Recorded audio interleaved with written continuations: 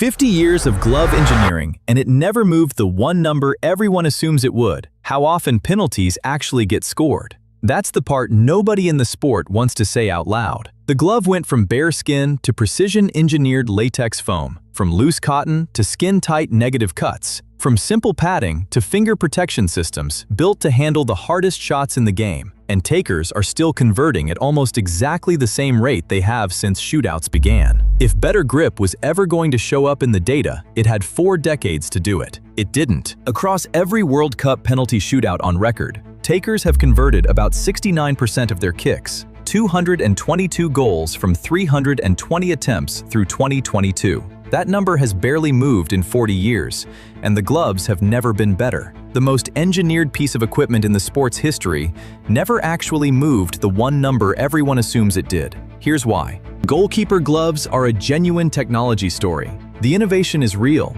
the physics are real, and the results on the field are undeniable. But at the penalty spot, the one moment where a keeper's hands should matter most, the foam on their palms turns out to be almost beside the point. So what actually decides a shootout? That answer is coming, and it's not what the glove ads want you to think. To understand why, you have to start at the very beginning, because the beginning is stranger than you'd expect. For most of football's early history, goalkeepers wore nothing on their hands. Nothing. Bare skin against a heavy leather ball that soaked up rain and got heavier as the match went on. If you're picturing a modern keeper palming a clean catch off a thunderous shot, forget it. The ball had almost no grip against bare skin, so keepers didn't really catch it. They punched it, they parried it, they shoved it away and hoped their defenders cleaned up the mess. Holding on was a gamble, and most of the time, it wasn't worth taking. Some keepers tried cloth or wool gloves as far back as the early 1900s, but those weren't about grip, they were about warmth. And wet wool is nearly as slippery as bare skin. The position had a ceiling built into it. A keeper could be fast, brave, and brilliant at reading the game, but he could not reliably keep the ball.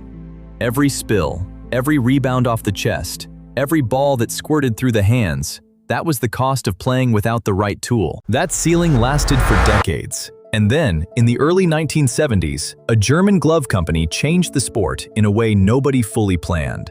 Sports manufacturers had started building bespoke goalkeeper gloves back in the mid-1960s, borrowing from their alpine ski ranges, with Uhlsport leading the way. But grip was still the missing piece. Ski gloves protected your hands from the cold. They didn't make a wet ball stick. The breakthrough came from an accident. As Reusch tells the story, goalkeeper Sepp Maier was injured and had to wear a bandage made of latex. When he peeled it off, part of the latex had glued itself to his skin. That was the spark. Use latex as the palm of a goalkeeper's glove. Working closely with Maier, Gebhard Reusch built the first goalkeeper glove with a latex palm, and the timing was perfect. Maier, one of the best keepers in the world, won the World Cup the very next year, in 1974, wearing them.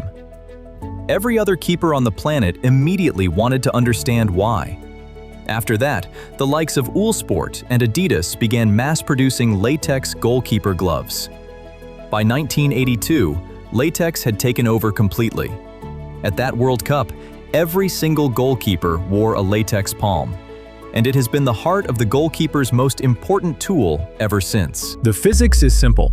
Latex foam grips far better than skin or wool. When a ball hits a latex palm, it stops. It doesn't slide off. Parrying became catching. Catching became reliable. The second chances that used to fall to strikers started to disappear. But the story doesn't end at latex, because the early gloves had a problem. The first foam gloves were thick and loose material bunches when you close your hand. The palm shifts, the contact point moves, and you lose some of the grip you were supposed to gain.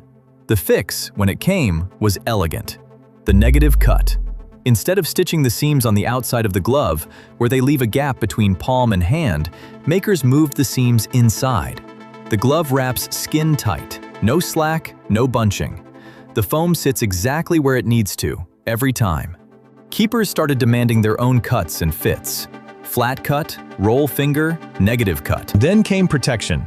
Adidas introduced what became known as finger save. Thin spines built into the backs of the fingers that stopped them bending backward on a hard shot. Anyone who has watched a keeper take a screaming drive on a wet night knows exactly what that's for. Some version of finger protection is still in use today.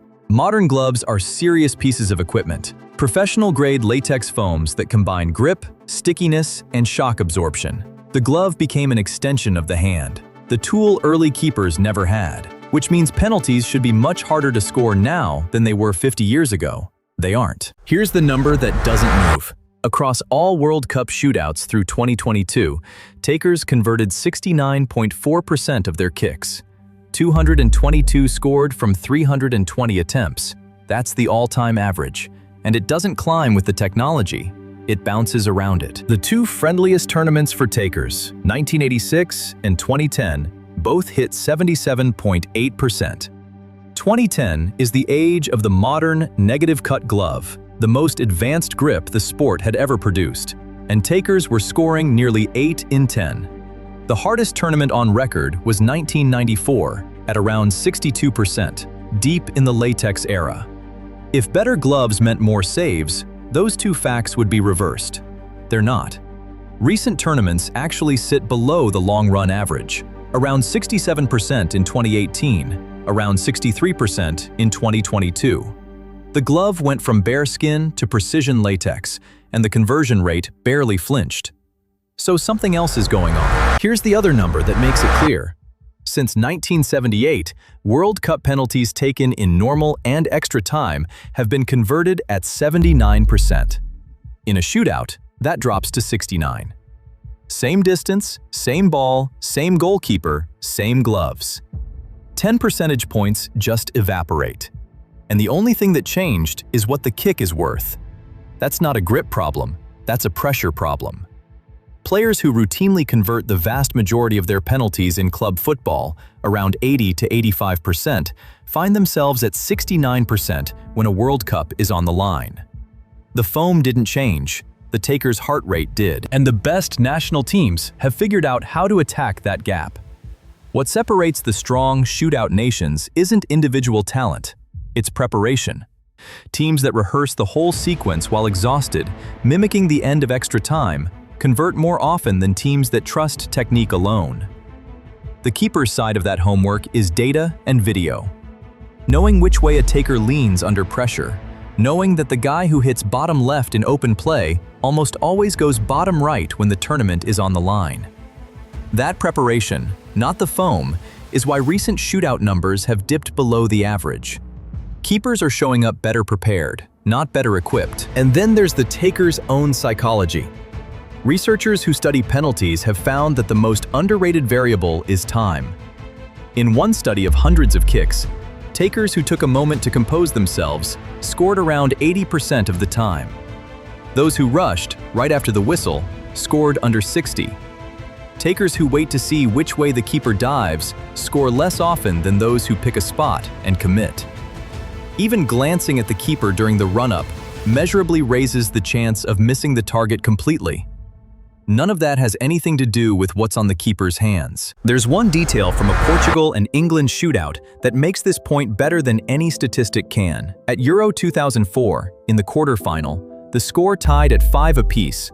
Portugal's goalkeeper Ricardo did something almost nobody does. He pulled his gloves off, tossed them aside, and stood there bare-handed as England's Darius Vassell walked up. Then he saved it, and strolled up to take the next kick himself, and scored the winner. The gloves were already on the ground, and it didn't matter. Ricardo had done his homework. He knew where Vassell was going. If you've been watching this channel for a while, you know this is exactly the kind of detail Soccer Translated exists to dig up. The thing hiding just under the surface of a sport a lot of American fans are still getting to know. If this is your first time here, stick around. We do this for every corner of the game. Drop a comment with the piece of soccer you want decoded next, and subscribe so you don't miss it. So, did the glove change goalkeeping? Completely, just not on the shootout scoreboard. It changed how keepers keep. Spilled rebounds became clean catches. The spectacular one-handed save became routine instead of miraculous. A position that spent most of its history making do with bare skin and wool finally got a tool that matched the job. That's a real revolution, and it deserves to be understood as one. But the penalty spot was never a grip problem. It's a guess made in half a second from 12 yards, and the keeper almost always commits before the ball is struck. The foam doesn't help you guess right. The film session the night before does. Croatia keep winning shootouts, Spain keep losing them, and the conversion rate hasn't moved in 40 years, while the gloves have never been better. The next frontier is smarter grip materials, and there are already arguments about how sticky a glove should even be allowed to be. But the deciding tool in the biggest moment in football still isn't the mitt. It's the mind behind it. The keeper who wins the shootout didn't win it in the tunnel, he won it in the film room 3 days earlier.